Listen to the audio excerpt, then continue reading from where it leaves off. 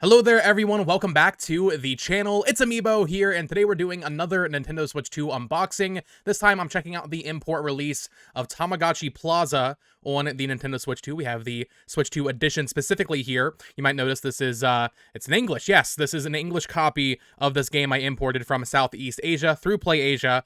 Pretty cool. We're going to be opening it up and checking it out. Of course, if you are new here and you enjoy Switch 2 unboxings and gameplay and early impression videos, I would appreciate you liking the video and subscribing. Let's get into it. Okay, people, welcome back. I hope your weekend is going well. This game came out back, I want to say, on June 26th, but I finally got my copy in from Play Asia. I could have gotten it earlier, but I specifically wanted to make sure I got this like Southeast Asia copy that has English on the front of the box, down here, and then on the spine as well. If you go on eBay right now, basically every copy you're going to see has Japanese on the cover and on the spine, which is fine because it has English on the cartridge.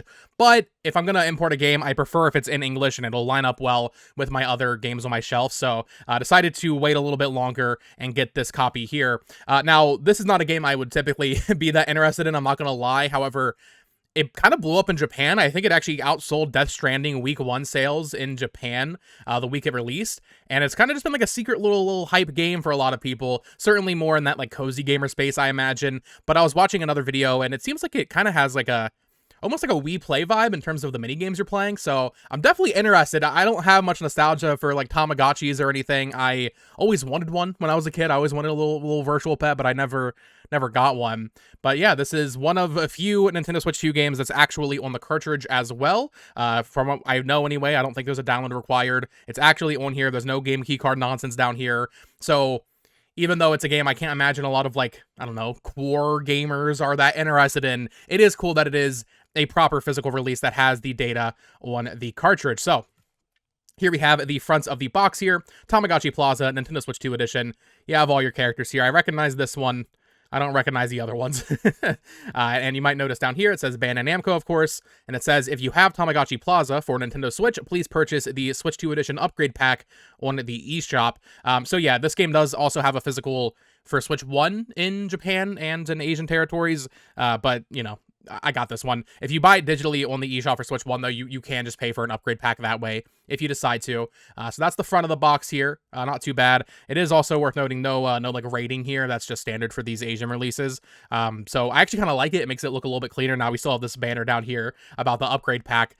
It's a little weird seeing it like centered though, because on like a regular Switch 2 edition game like the Zeldas, there'd be the ESRB logo here, and then this would all be pushed to the side. In this case, it's just kind of centered. But yeah, here we have the front of the box here. Here is the spine. I'm happy it's in English, but they just kind of like squished it all into one thing. They could have made this so much longer. They could have had the art wrap around, but no, they just did the smallest text possible. Nintendo Switch 2 edition here. And there's also a little character at the bottom, if I can get it to focus. Yeah, there's a little character down there. I don't know who that is, but next to the Bandai Namco logo. I'm just happy it's in English. I'm just happy it's not going to be, you know, a block of Japanese text on my shelf, right? I can actually find this easily. I do wish it did the wraparound thing like a lot of other Switch 2 games, but that's fine. And the back of the box here also in English. It says, "Welcome to Wonder Shops. Let's help the shops of your dreams." We have the Galette shop, the eyewear shop. You have a total of 12 fun shops in this game. Amazing.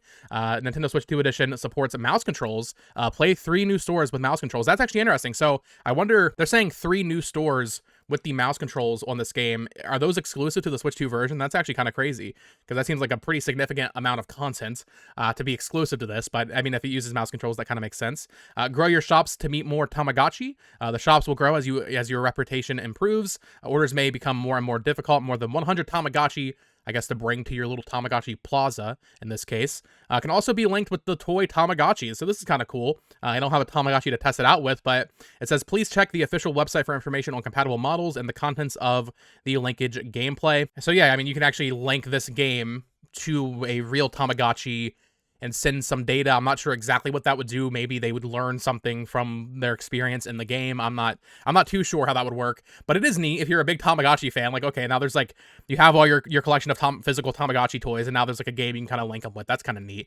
And then yeah, obviously, it says on the bottom there, Southeast Asia official product from Bandai Namco. Pretty cool. Also, once again, just cool that it's actually on the cartridge. Let's go ahead and crack it open. I was about to grab my box knife, but I realized I don't need to, because a lot of import games, I think it's every territory that's not the US, basically, or North America, there's like a little hole already on here, so you can just kind of, you know, use your finger to get it. I don't use a knife to get it off, although it is like, it is ripping. So let's get this off here and see if there's any inside art or anything for this game. Take all that off, get it to the side, and let's see what they have for us. Once again, front of the box, spine, back of the box, bam. There's actually inside art. Whoa, okay. So first things first, we have the cartridge. So here's something interesting. The cartridge, despite this like having an English cover and everything, the cartridge does have the Japanese logo on there. That's kind of, worth noting, but obviously it'll have English on there. And then, yeah, there is actually some inside art here. Let's take this out so we can actually see it behind the wall of red here. Yeah, pretty cool. Not too crazy, not a reversible cover or anything, but it's just nice to have something on the inside of this. I'm so used to these Switch 2 games just having nothing on the inside at all in terms of art. So this is kind of cool, just to look at the plaza and all the 12 different shops themselves here. From what I've seen in the Direct, the mini games look very basic. Like there was like this one right here. This is the dentist's office, I suppose. And it's like clean your Tamagotchi's teeth. Like it's definitely a game that's catered more towards children, I feel like. But we will see if there's any fun to be had. I'm going to pop it into the Switch 2 now and play a little bit of it. Let me grab that actually, make sure there's no, or see if there's any download or anything and take a look at the icon. Just grab this from the dock here. Is there anything in here? There should be, Donkey Kong Country Returns HD, yes. I was playing some of that. Don't mind the fingerprints on my screen. Oh, God. All right, let's go and pop the cartridge in here. Bada bing, bada boom. Okay, and here we have the icon for Tamagotchi Plaza, Switch 2 edition. That is English, of course. Very nice. And it looks like there is no download at all. Let me close my Breath of the Wild. There is a download. So I'm curious. I'm sure you can play the game fine without the updates. However, I'm curious what's actually on the cartridge versus what's in the download, because I said it in a news video the other day, like, Switch 2 editions seemingly require a download for the Switch 2 patch. Maybe it's not the actual Switch 2 patch itself, but every Switch 2 edition game that I have bought, which is all of them so far, all of them have required, or not required, all of them have had some sort of download. Now, it looks like, okay, in this case, we are getting the Switch 2 edition off the cartridge. I just wonder what that update actually does in this case. So, I guess it's wrong to say that Switch 2 edition games require a download, but they all so far have had a download, which is just, kind of interesting, kind of worth noting. It's weird that they all have had one so far. Although I think with Rune Factory, it's like a glitch or something. There's the title screen. Tamagotchi and Me. Go for it, Tamahiko Town. I'm gonna download the update. In fact, we'll also check how big the update is as well in my storage here. So let's go find that. Although looks like it's a pretty small download. Shouldn't take up too much space on your SD card. Yeah, it looks like it's a 1.2 gig download for something on the Switch 2 edition of this game. I'm not sure what that would be, but just keep that in mind. There is some sort of data that will be installed to your SD card or to your storage. But I'm going to go ahead and let this download, and then I will come back with some impressions of the game. I'm going to play it for like an hour or two and just see what it's like. I really don't know if I'm going to enjoy this or if it's going to be like, too kid-friendly. I don't know. We'll see if I end up enjoying Tamagotchi Plaza. Like I said earlier, weirdly kind of blowing up in Japan. So we will see. Let's check it out. Okay, I just got done playing about an hour and a half or so of this game, checking out some handheld gameplay, but also docked as well. This game is definitely aimed at young children. The minigames are extremely basic. There can be some fun to be had here. Some of the minigames are a little bit more interesting than others. Some of them are just extremely, extremely basic to the point of not really just even being interesting. Even if you're a kid, I imagine.